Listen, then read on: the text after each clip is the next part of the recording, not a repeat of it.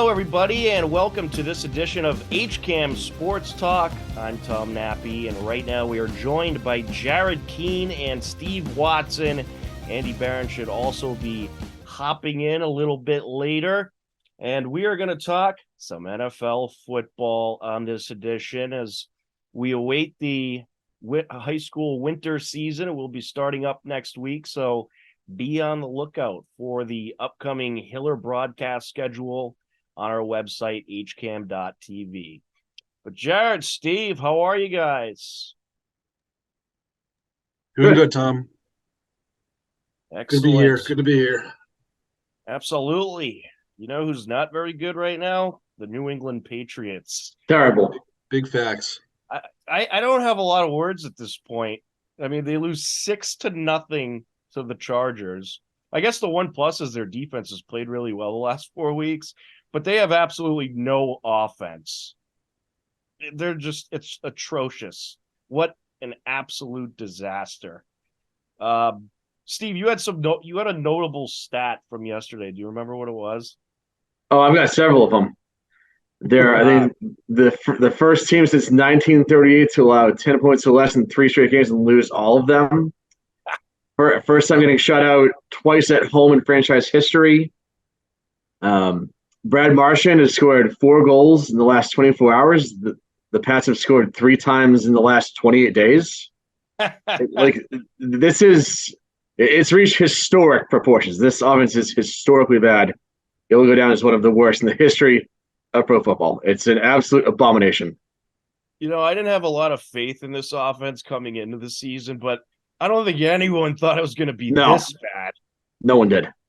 Unbelievable. So what do you guys think? Is it time to rip the whole thing apart? Because I think it is. I think Belichick needs to go. I think pretty much every single coach should go, and you got to just start from scratch. Jared, what are your thoughts? You know, I on my way home from work today, and a couple-minute drive, I heard some of Bill's press conference on Felger and Maz a little bit. Like, trying to answer Mike Reese's questions about like why the offense has regressed the way it has.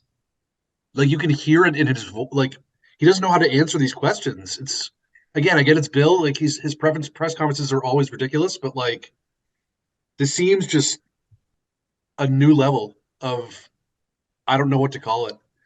I love Bill.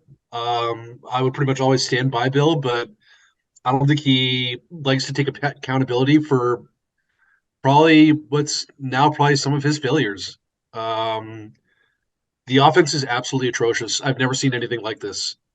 Again, maybe we were spoiled with Brady days, but this is like, I truly don't really know what else to say.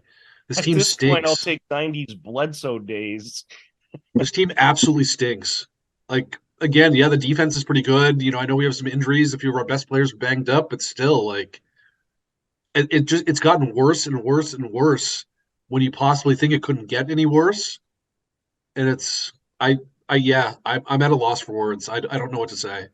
They might as well not even put their offense on the field. Just punt the ball every time and hope your defense can get a pick 6. You have a better chance of scoring. It's not the worst plan. Steve, what are your thoughts? I think you need to overhaul the entire roster. There's only a few guys who are really worth keeping, and they're all on defense. There's no one on offense who's actually worth keeping or worth investing in.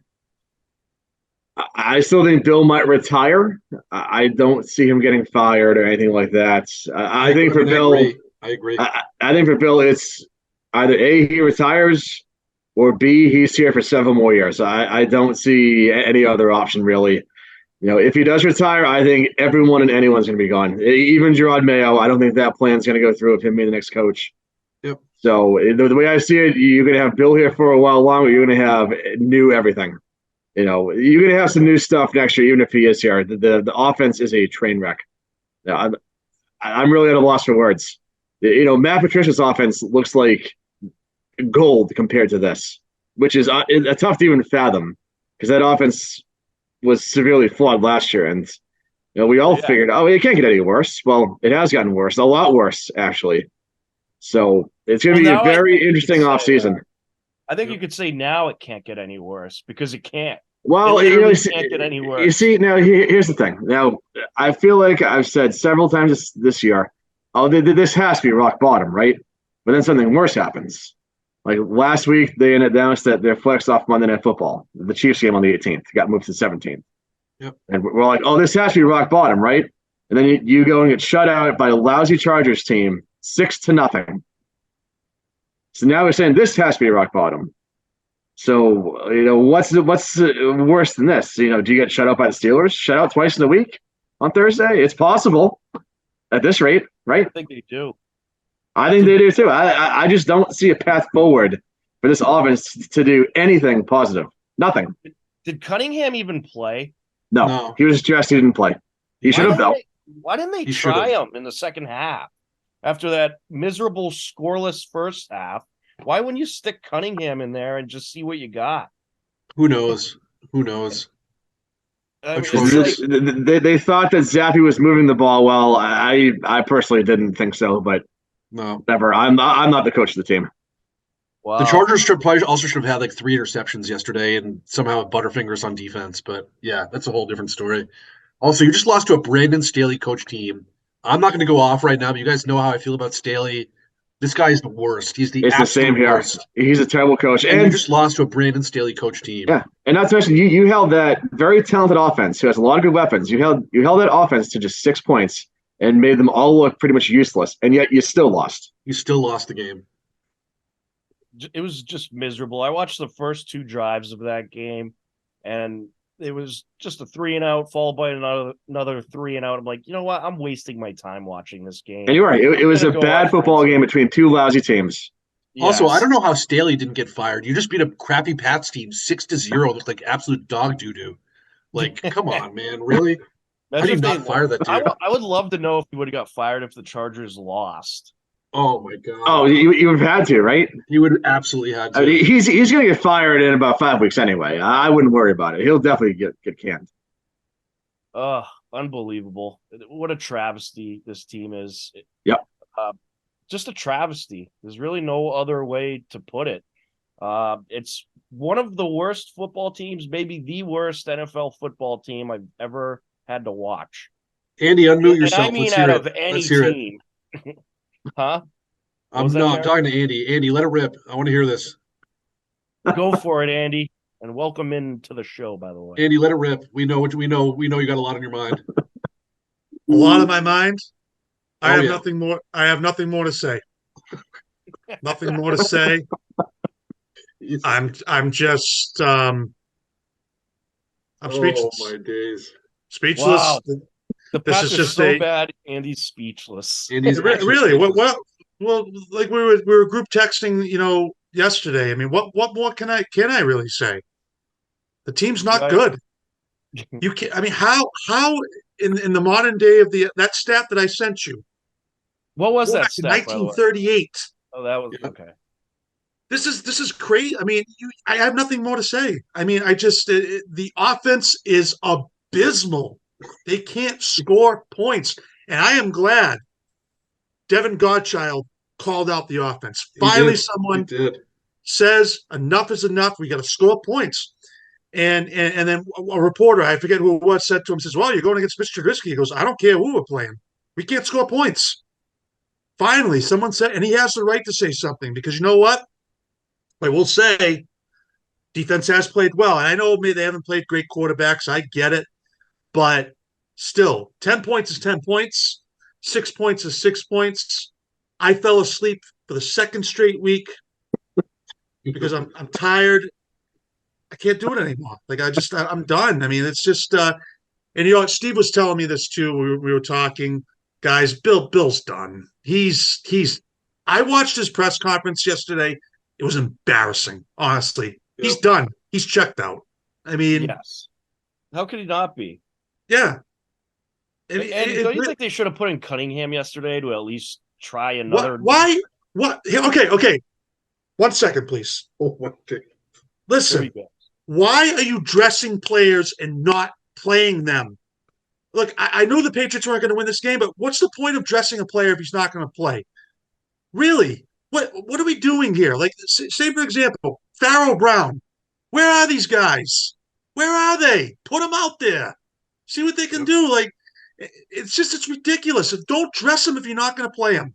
Preach, preach. Why? I mean, none of us predicted the Patriots were going to win yesterday, but still, just by the way, my 0-0 tie was pretty close. That was darn close. That was It's darn half right. close. That's right. Hell of a guess. Hell of a guess. I was hoping they were going to do it, so because then I could say anything I want on this show for the rest of my life after I predicted a 0-0 tie. Yep. Well, you could do that. Facts. Anyway. Facts. But I predicted 27-3. I was impressed by the defense. I mean, whether the Chargers are a good team or not, their offense is pretty good. They got some good weapons on that offense. So to hold that team to 6 points, kudos to the defense. Sure. They've done a great job the last 4 weeks. And I think you have something defensively, but you just have absolutely nothing offensively. The Jets have allowed the fewest points in football the last 4 weeks, and they have 0 wins.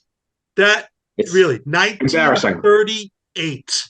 Yep. That is, I couldn't believe that was a stat here. 1938.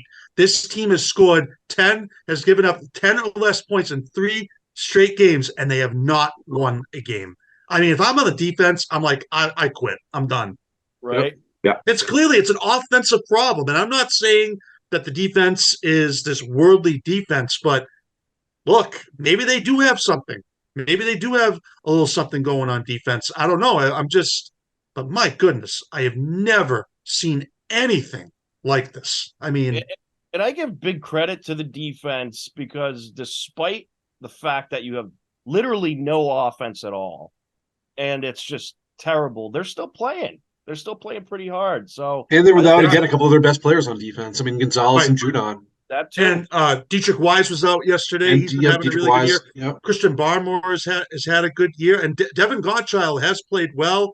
I think Jabril Peppers has played well. The secondary we knew that was going to be an issue going into this year, especially after Devin McCourty retired. But so there are some bright spots.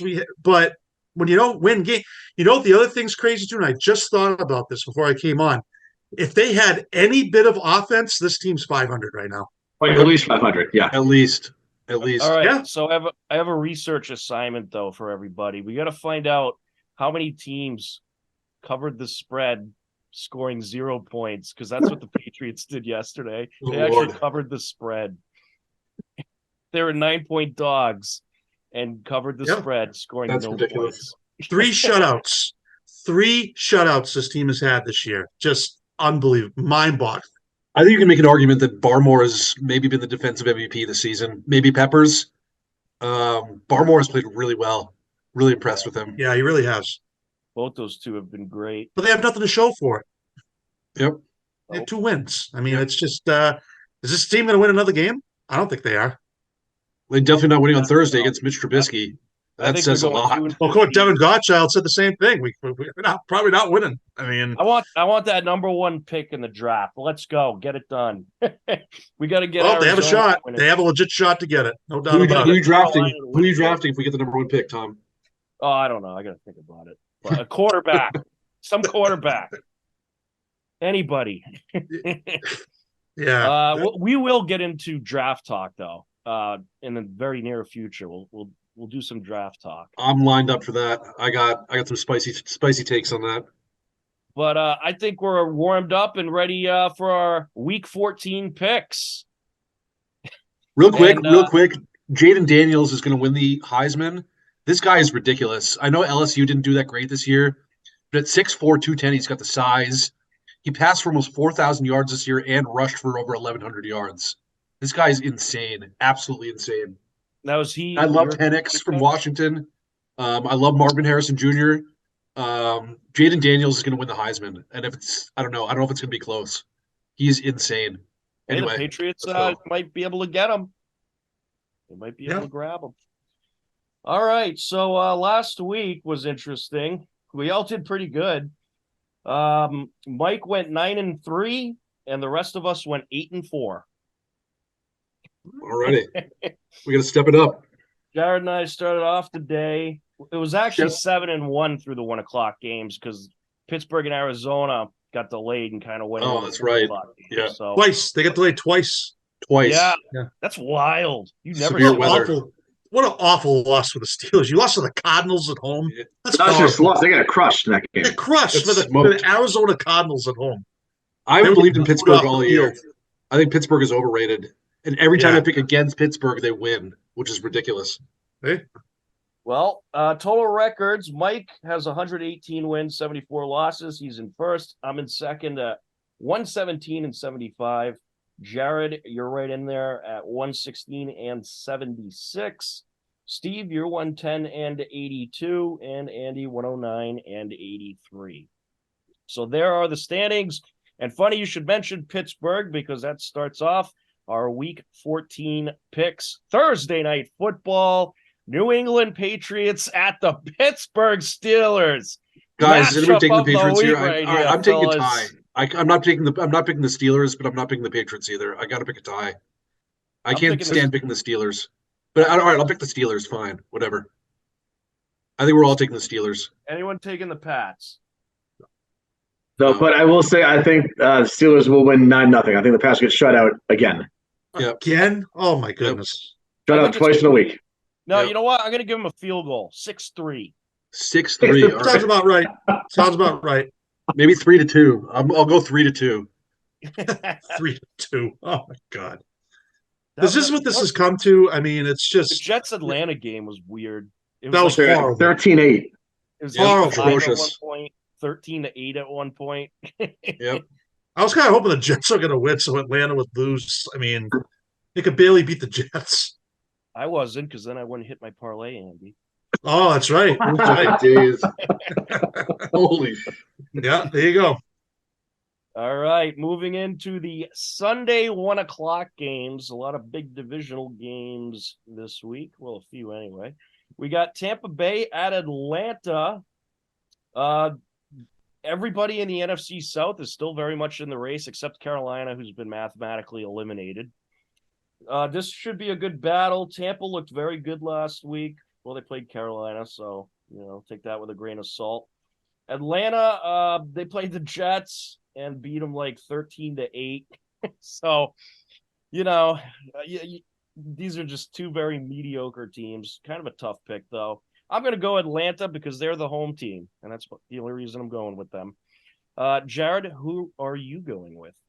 Yeah, this is a weird game again. I feel like I say that all the time, but I'm going to go with Tampa here because of Mike Evans. Mike Evans has been immense this season. Absolutely absurd. I don't know what to say. This guy has just been nuts. Give me Tampa here, but I don't know. I don't know how great I feel about that. All right, Tampa. Steve, who do you got? I'll go with the Falcons. They're at home, and I think they're the better team of the two. All right, Andy. I'm going to take Atlanta as well just because they're at home. You said it best, Tom. These are really two mediocre teams. Neither one of them are going anywhere in the playoffs. I mean, but I do think Atlanta does squeak this one out. All right, 3 for Okay. Atlanta, 1 for Tampa. 12-11. That's my prediction. I actually don't Yeah, feel this- terrible about my Tampa pick here. I think this could really go either way. This is a weird game. Yeah, it is a weird Atlanta game. I Tampa agree. could be a shootout. It could turn into a shootout. LA Rams at Baltimore. I gotta say the Rams, they've impressed me a lot lately. They've been playing really well. My boy Kyron Williams doing big things for the Rams. Baltimore, they have been maybe perhaps the best team in the AFC. Either them or Kansas City, really, or the teams in the AFC. I think that you could argue for the title. I'm torn on this. I'm going to go Baltimore, though. Baltimore is off a bye week. They'll be well rested, and they're at home, so give me Baltimore. Andy, who are you going with? Well, you said the Rams are playing a lot better. They had a good win over Cleveland this week. Matt Stafford's back, but this is a tough spot for them. They're flying all the way cross country against a red-hot Baltimore team. I just don't see the Rams winning this game. But I do think it is going to be competitive. I think it's going to be a close game, but I am taking the Ravens. Yes. Yeah, I think it'll be a good battle. All right, Steve, who do you got? Got to go with the Ravens here. I think they are the odds-on favorites to win the AFC right now. I think they're one of the best teams in football. Yeah, the Rams have played better lately, but I just don't see them matching up with the Ravens. All right, Jared. Ravens coming off a bye is lethal. Again, LA flying across country.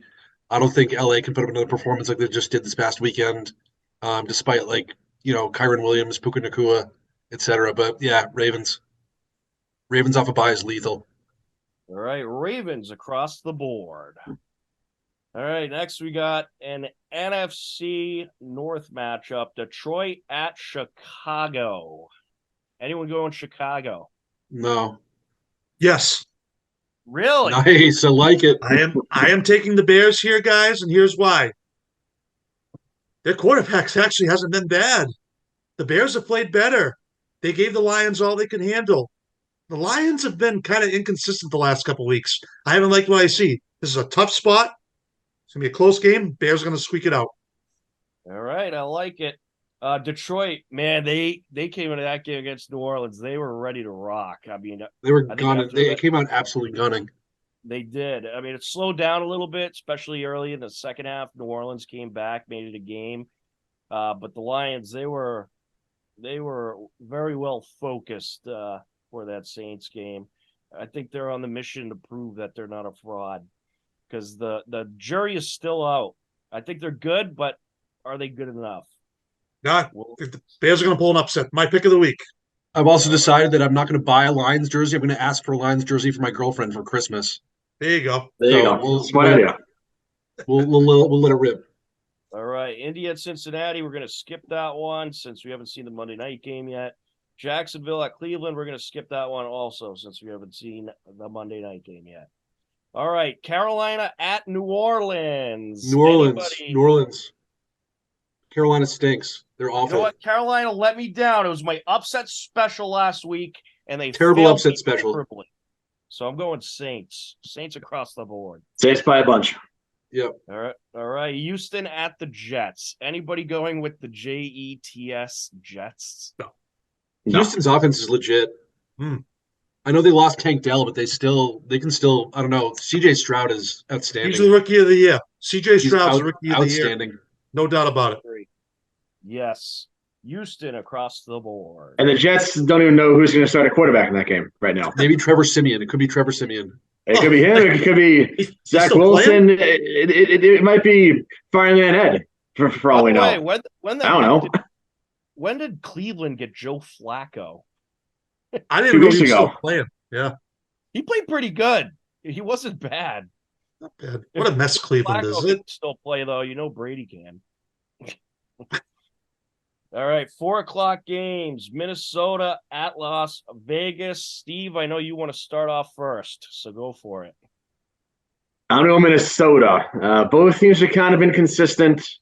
I think Minnesota is better overall. And they're both pretty desperate right now. This is probably, I think, one of the closer games of the 4:00 window. Yeah, this is gonna be a weird game. Andy, who do you got? I'm taking Minnesota, kind of piggybacking off what Steve said. I mean, does anybody trust the Raiders, really? I mean, No. No. Why should we? right. These are the two most inconsistent teams in the NFL. I was going to say, who any- trusts the Vikings though? Really? No. Yeah. They should be so much better than they are. I but- think Justin Jefferson might be back though, and that's probably why I'll pick the Vikings. But it's gonna be a close game. I think it's gonna be a close game.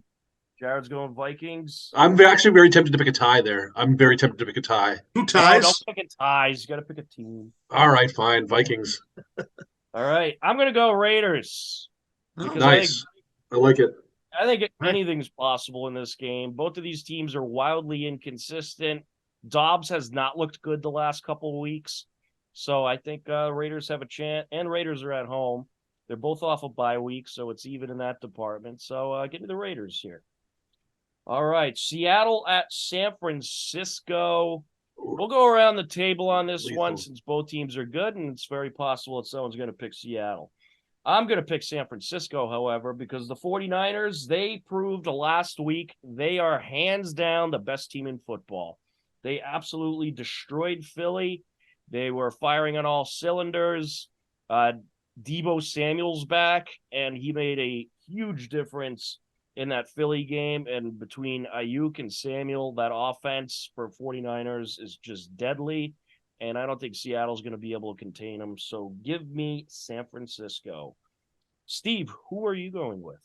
You got to go to San Fran. They just crushed the Seahawks in Seattle on the Thanksgiving night, and they absolutely rocked the Eagles yesterday. So, outside of that mini slump they had for a few weeks, San Fran's been legit all the way through, and it looks like they're back on track, and that slump is in the rearview mirror. All right, 49ers for Steve. Andy, who are you going with? 49ers all the way. If they stay healthy, they're probably going to be in the Super Bowl. Philadelphia, they just smashed them this week. It wasn't even really close. Seattle, I mean, I know it's a divisional game, but I just can't see how they're going to be able to keep up. The 49ers are clicking on all cylinders right now. Jared, who are you going with? Where is this game? It's in San Fran. Oh, I got to go San Fran then. I think that's easy then. If it was in Seattle, I might pick Seattle because I think it's a weird spot for San Fran. But again, the win over Philly yesterday is maybe the most impressive thing I've seen. I think you have to go San Fran. But again, playing in Seattle is tough. But again, if this is in San Fran, no, not even close. All right. Let's see. Let's do this one first. Denver at LA Chargers. Oh, woof. I'm going atrocious Denver game. because despite the fact Denver lost last week, they still look better. Their defense is, I think, for real.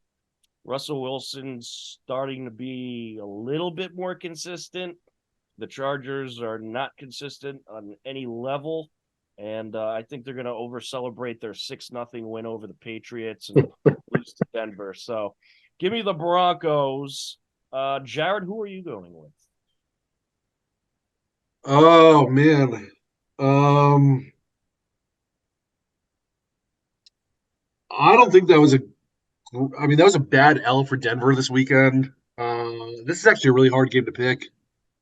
Um, I'll pick Denver just because I hate Staley, but if this is a game where like Herbert throws for like 5 TDs, I'm gonna be pissed. All right, Steve, who are you going with? I don't know, the Broncos, I think it'll be a close game. I think it'll come down to a crucial coaching decision, and I think the Broncos have the clear advantage there. Sean Payton has forgotten more about coaching than Brandon Staley will ever learn. You have in this era, one of the most accomplished coaches versus someone who has no business being a coach. It's really just that simple. All right, Andy. I'm taking the Broncos, even though I thought they took a big step back this week. It wasn't a good loss. Bad L. Bad L. Bad loss to the Broncos. But they are better than the Chargers. I tell you what, they lose this game to the Chargers, that is not going to be good. Yep. That's not going to be good. But I think they are going to squeak it out. All right. Denver across the board. All right, Buffalo at Kansas City. Definitely the game of the week right here. And this is a game between two of the best in the AFC overall. But they're two of the better teams that have been very inconsistent. And they're two teams that kind of need to prove themselves this year still. Let's see. Andy, you can pick first. What is wrong with the Chiefs? They don't look right. Something's not right with that team. They I don't know, but the Bills don't look right either. I mean, a lot of people thought this would be a preview of the AFC Championship game, but I don't think that's going to be the case. However, I am going to go with the Chiefs. I think they will bounce back because they're at home. Because I really just don't believe in the Bills. It's really just that simple. All right, Chiefs for Andy. Steve, who do you got? I agree. The Chiefs don't look right. Something's looked off pretty much all year with them, and I don't think they went far come playoff time. But the Bills lost to the Patriots. They made Matt Jones look like an MVP. And you want to be taken seriously? No, absolutely not. Chiefs in this one. All right, Jared, who do you got? I am going with the Bills here. Bills are coming off a bye. I think they've probably now had some time to maybe fix a few things, maybe on both sides of the ball. And like you guys said, the Chiefs, what is happening with this team? How do you lose to the Packers last night? I get the Packers are playing better football, but that's a game you have to win last night. I don't care. But something seems off with this team. I think the Bills pounce while the iron is hot. And Josh Allen, big game. I'm going Bills here. If that bites me in the butt, so be it. But this is a spicy one. All right, Bills for Jared. I'm so torn on this one. This is a tough one. I'm very, very torn. One thing I do want to know is what is going on with Travis Kelce? He's been awful like the last few weeks, and I want to know: is it because Steve traded him from his fantasy team, or is Yes, that's exactly why. We should take a poll. I guess I'm gonna go Chiefs because they're home. There's really no other reason. I'm very torn on this game. I think it will likely turn into a high-scoring affair. But the Bills, they've been very rocky as well. Their defense, I think, took a step down from last year. I think the problem with the Chiefs, though, they're receivers. I mean, Mahomes just isn't connecting with their targets. And outside of Rashee Rice, like who's really doing stuff right now besides? Yeah, I mean Rashee Rice is legit. That core has the most drops in the league. That's not on Mahomes. The guys have to learn to catch the ball. They had a few really bad drops in that game against Green Bay. Yeah, you guys who can't catch, much like we have here, and much like we've had for the last few years. You have totally incompetent receivers in KC, which is too bad because Mahomes is doing just fine. But if you don't have any help, you can't do it all yourself. I'll tell you one thing. Green Bay, I think, is legit. Much improved. In the corner. Very much improved. Yeah. The Jordan Love era has begun in Green Bay. He looked really good last night. He looked awesome. Yeah. Which sucks because I was up against him in fantasy, and that absolutely killed me. But, yeah. No. I was up against him and Pacheco last night. How do you think that worked out for me? Pacheco's a beast, by the way. That dude runs hard. Oh, he's great. He's like the only thing that Chiefs offense has going. Well, again, outside of Rashee Rice, who's really good. Yeah, Rashee Rice. Yeah. I have them both on my team, so that was pretty good. But I'm still going to lose this week most likely, so I'm not a happy man. I'm trying to think of who the guy had that scored 1 million points. DK Metcalf. Oh, yeah, thanks, Steve. It was who I traded to your opponent. You traded him, okay? You might have eliminated me from the playoffs, all right, you jerk? All right. Sorry, man. No, I don't want to hear it. I started DK Metcalf this week, and I'm still probably going to lose to probably the best team in my league. So DK Metcalf is 34.5 points. We're going to call it the DK curse. All right, Sunday Night Football. Here's a big one. Philly at Dallas. Can Philly come back? Let me start. Philly bounces back. I know they lost to San Fran. They're going to bounce back. Dallas is a fraud. Philly. All right, Philly. Jalen Hurts, monster game. Philly defense, monster game. Philly in a rout. Let's get it. All right, Steve. I disagree. I think Dallas pulls this one out. This is Dallas's chance to jump up in the standings. They're at home. They've been playing well lately. They've scored 1 million points in every home game. And, Philly, all this stuff, they found ways to win all year, but it finally caught up to them against the San Fran. And Dallas is a team that can play well in all three phases, too. So, and Philly already beat them. So Dallas will be a bit revenge-minded in that game. It'll definitely be a good one, but I think Dallas takes this one. All right. All right, Andy. Going Philadelphia, they're going to bounce back this week. And it's really a big game for them because now the 49ers are breathing down their neck. And if they don't get that game in Philly, I don't see them winning in San Francisco. I just don't. So this is a massive game for the Eagles, and they will bounce back. All right, Philly for Andy. I'm very torn. I'm going to go Dallas. Dallas is home. They've been playing very good lately. Very impressive win last Thursday against Seattle. I still don't trust them totally, and I feel like there is the chance that Philly just destroys them. But if Dallas is the real deal, they'll certainly be ready to play in this game. They're at home. And perhaps Philly, I know it was San Francisco, but perhaps Philly's been exposed a little bit. And defenses are starting to catch on to Hurts and that potent Philly offense. So I'm going to go Cowboys in a very, very close, entertaining game. All right. Monday Night Football. We got a twofer. Tennessee at Miami. Is anyone going to dare to pick the Titans? Nope. No. Miami across the board. And then the other game, this is a great matchup. Green Bay at the Giants. Is anyone going to pick the Giants? Nope. I didn't think so. All right, Green Bay across the board. And there it is, the Week 14 picks. They're in. It should be another exciting week of football. Wait, what are the two games we didn't pick? We didn't pick Jacksonville against Cleveland. Jacksonville at Cleveland and Indy at Cincinnati. And Okay. yeah, I want to see what happens on Monday night before I pick those, because those games, I mean, if Cincinnati comes out and looks good, they might be able to sneak one out against Indy. So we'll wait and see.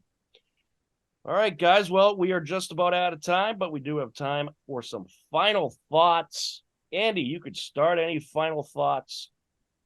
Yes. So this past Sunday, I texted all of you. I was at Milford High School pool, and I was the announcer for the Milford Stingrays meet.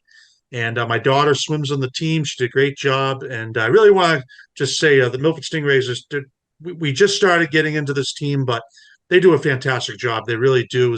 It's great to see all these kids swimming and whatnot. And we'll be traveling to Newton on Sunday, and I'm really looking forward to this season. And it's a lot of fun. A lot of work goes into these meets, and the Stingrays get a lot of swimmers from not just in Milford. They get from all over the community, especially in Hopkinton and Holliston and whatnot.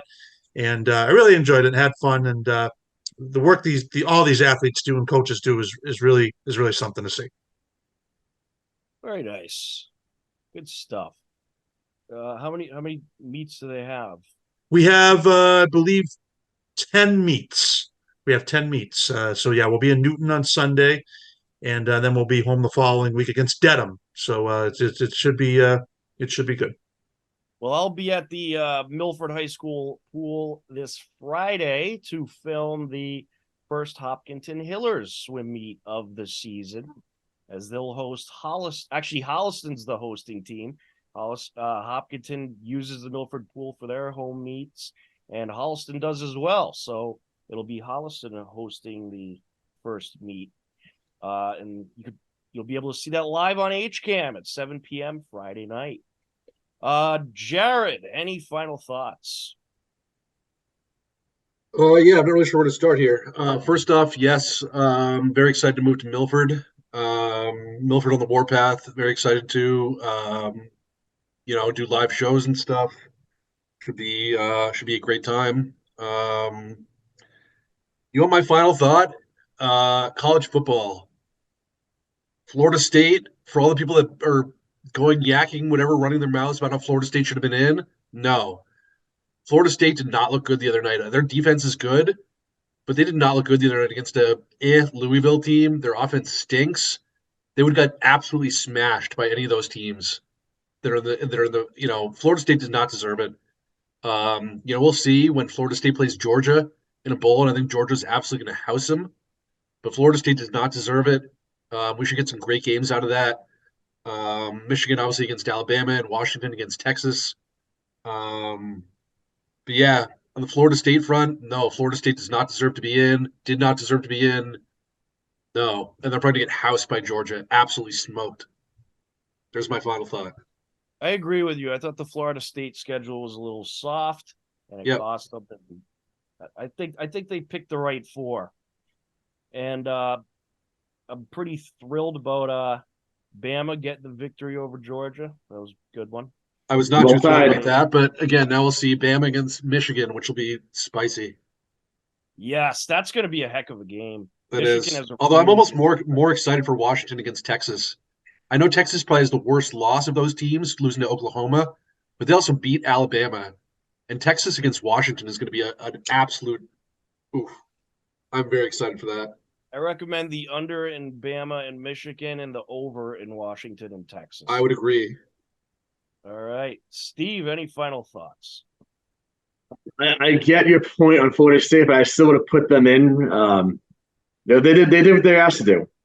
Power 5 team going unbeaten, winning the conference championship. So out of principle, I would have put them in, but obviously it's not my call. I do think they'll avoid a repeat of last year, like TCU getting beat by 60 points, something like that. So, yeah. But at any rate, definitely excited for the 12-team playoff next year. You'll have a lot less controversy. Oh, yeah. Now, who are we kidding? We will still have controversy over it. Of course we will.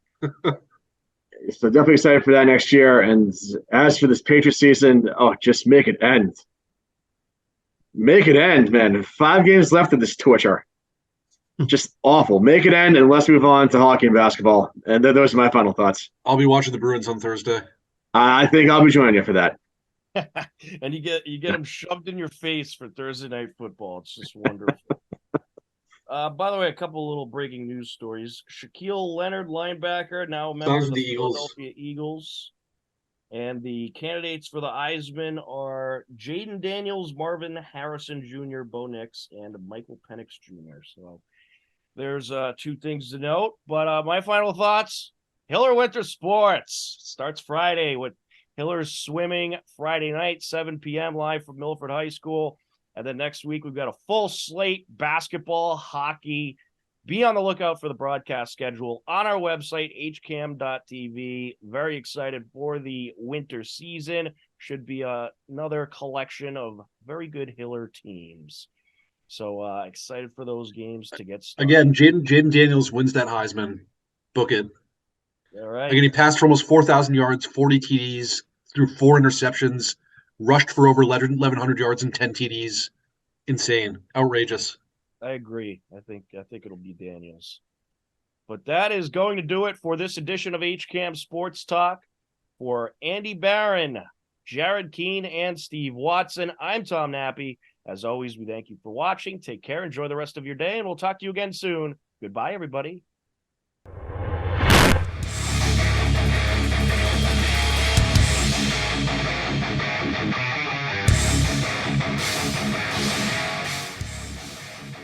The annual Hopkinton High School girls flag football game took place at David M. Hughes Stadium.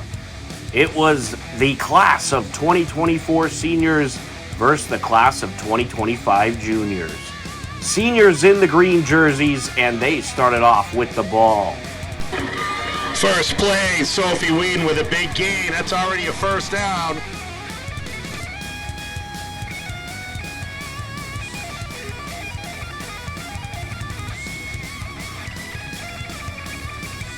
Another big run by Sophie Whedon.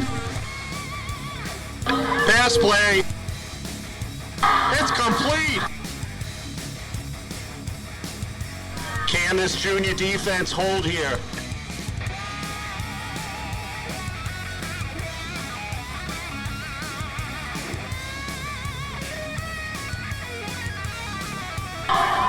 Touchdown, seniors. Bazinga. Nina Brooks runs the touchdown in for the seniors on a keeper. The conversion was no good, and it was a 6-0 senior lead. Juniors would look to strike back. Coming this way right at us, trying to get the outside. Oh, and another big run.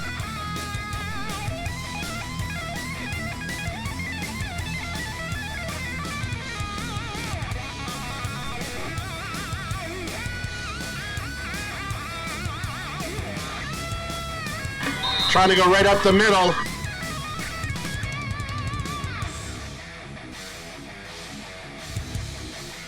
Oh, she got it right on. Wait a minute, we're calling a touchdown. That far corner. Lauren Canty trying to argue. On the very next drive, the juniors strike back with a touchdown run by Fotini Granzos, and Madison Recupero gets the conversion to take a 7-6 lead, and that's how the score stayed until the second half. The juniors leading 7-6 started off the second half with the ball. Can she get around the corner? She could go all the way. Can they catch her?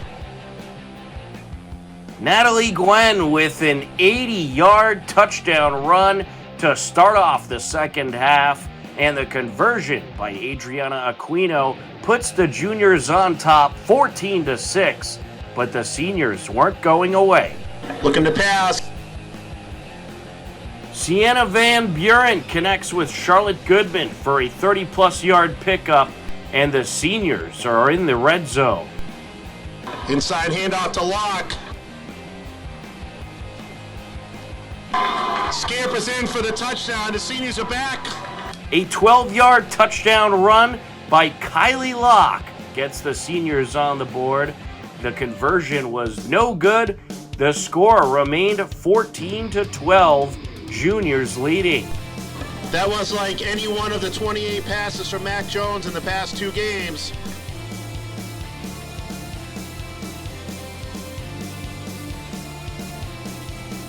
Up the middle, Lauren Canty might run her down.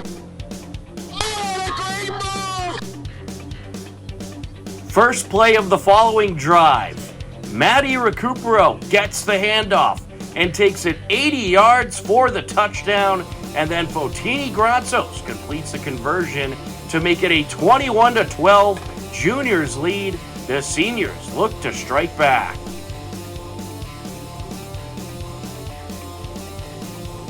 Sophie Wheaton cuts field, going the other side. Sophie Whedon redirects and takes it up the far side for a huge gain for the seniors. Nina Brooks caps off the drive with a touchdown. Joanna DuPont then takes it in to complete the conversion off the double reverse play. Juniors' lead is cut to 21-19, but they weren't done. That's JoJo, 1 score.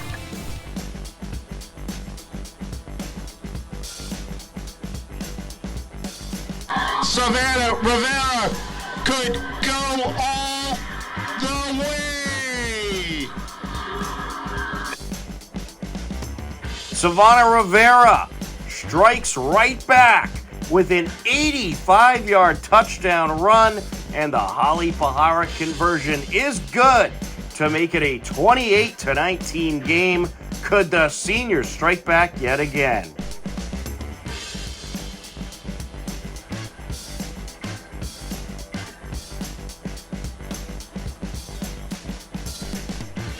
Helena Davies on the outside looking to make the corner. Ava Scalora looking to take herself, get on around the outside. No one touched her. Ava Scalora scampers in for the touchdown. The seniors are not done yet. Anna Scalora gets the touchdown. The conversion no good, but the juniors led 28-25 very late in the game. And there she is, #1 all-time leading tackler in Hopkinton girls football history with the biggest stop of her career, Lauren Canty. The seniors got the ball back and had one last chance. Sophie Whedon cuts back, looking to go the opposite side. Tripped up.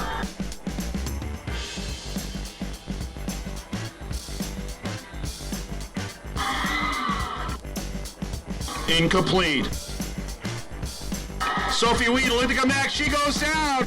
Aubrey Thomas makes the final tackle for the juniors, and the class of 2025 hangs on and takes the win over the seniors in the annual flag football game by a final score of 28-25. What an unbelievable game by both teams, but a tremendous win for the juniors class of 2025.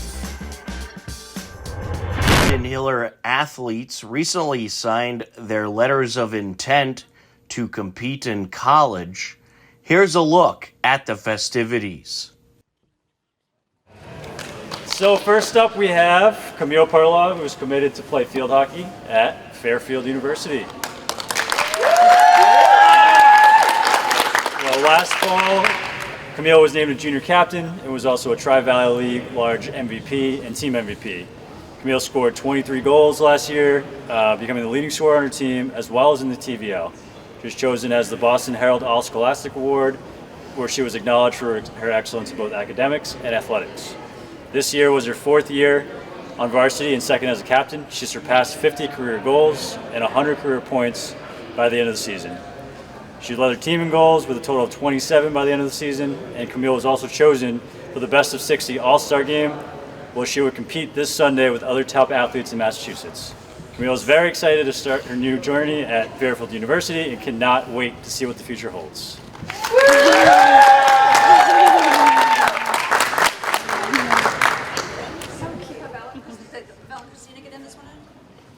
Yes.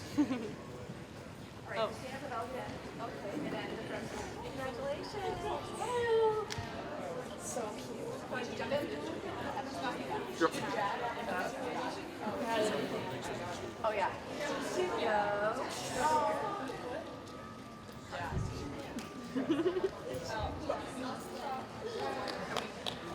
Should we all hug? Should we go all, everyone get Let's in? go. Come on. Can we have the entourage in? Of course. Entourage. Looking at me. 1, 2, 3. Cheese. Nailed it. Perfect. I'm sorry. Yay! Go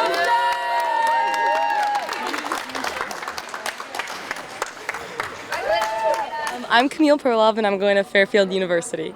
Excellent. And what made you choose Fairfield? I chose Fairfield because of the welcoming environment and how close it is to home, and the fact that it's on the beach, and the good academics as well. Absolutely. And you talk about what it was like playing for Hopkins in high school the last few years? The last 4 years were just the best. Couldn't have wished for anything better. I'm so grateful that I was able to play with all the girls. And unfortunately, I'm sad to be leaving, but I can't wait to play at Fairfield. So. All right, and you had a great season. Can you talk about the season you just had?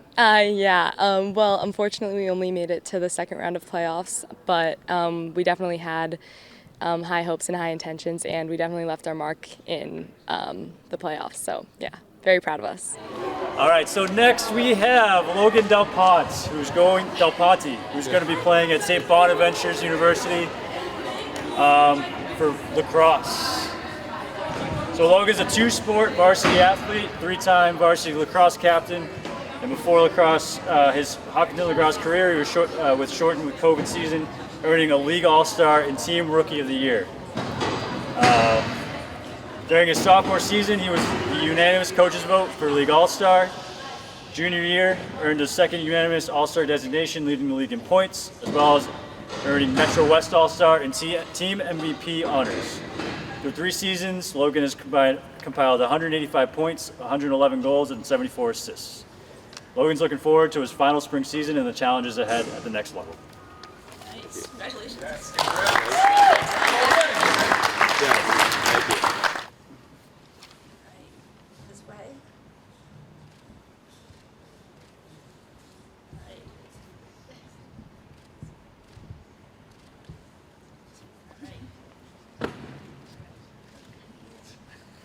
My name is Logan Del Ponte. I play lacrosse. I'm going to St. Bonaventure University. All right, what made you choose St.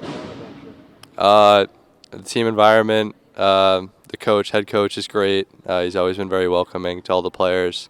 And they're in a very great league, so I'm excited to have some good competition to play against. All right, you know what you're going to be studying over there? Business. Excellent. And what's it been like playing for the Hopkinton Hillers? It's been great experience. The team environment's great. The Coach Norton, he does a very good job. I'm just excited for the future this year, my senior year.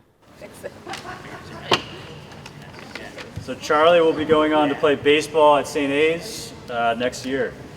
Charlie is a 2-sport varsity athlete, lettering 3 years in baseball and 3 years in football. Team captain in baseball and football, Tri-Valley League All-Star, All-Tournament Team Award, and Metro West Daily News Pajoli Classic MVP. He's looking forward to his final spring varsity season and the start of his athletic career at St. A's.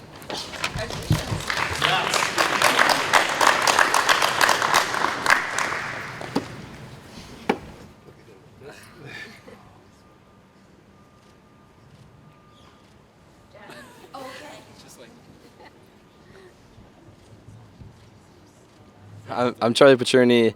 I'm going to St. Anselm College to play baseball. All right. So what makes you choose St. Anselm? St. A's, it's a good academic school. My sister went there. We had a really good coach too, and it was. I like the school. I like the atmosphere. All right. And you're excited for this season this spring? Yeah, I'm super excited. I want to have a good run in the playoffs, and I just get back on the diamond. And what's your experience been like playing for the Hawkins the last few years? You know, with baseball and football, it's been really fun. I just love going to team stuff, and I like the atmosphere with the team and just going to dinners and hanging out with my friends. All right. You know what you're going to be studying over there? I'm going to be studying business. Next up, we have Georgie Clark, who's committed to play soccer at Boston College. Georgie had a total of 52 goals in 42 games over her career, and last year was recognized as All-New England, All-State, and All-Eastern Mass First Team. She was also voted as the Tri-Valley League MVP and Tri-Valley League All-Star, and she's very excited for her future at Boston College.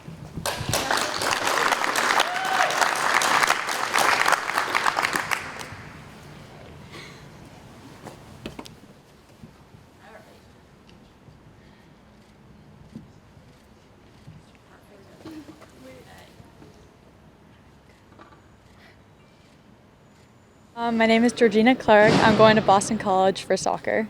All right. What made you choose BC? BC for me had amazing academics, and the soccer program, I've always dreamed of going there. It's been a whole dream my whole entire life, and the location's just great. I love Boston, so yeah. Excellent. And you know what you're going to be studying over there? I'm not quite sure yet. It's definitely something in the arts of sciences, but not sure. And what's it been like playing for the Oilers the last few years? Oh my God, it's been great. It's been the best experience ever. I love my team. I love my coach. Practices and games have always been so fun for me, and it's overall been a great experience, yeah. And I know it was a heartbreaking loss, but you went all the way to the state semifinals. Yeah. That must have felt good to get all the way there. Yeah, I'm really proud of the team for getting that far. We've gone through a really tough season with a lot of competition, and definitely Bishopian was a big competition, but I'm proud of my team, and I think we played amazing. Absolutely. You should be proud of yourself, and look forward to following your career at BC. Thank you.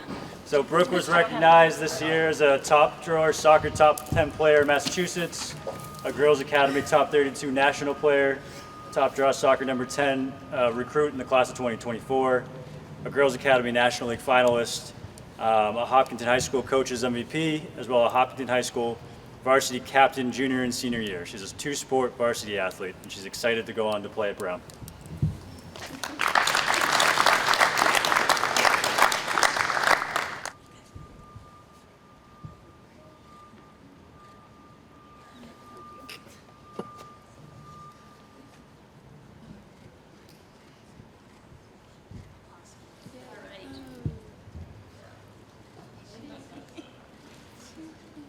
I'm Brooke Burwell, I'm going to Brown University.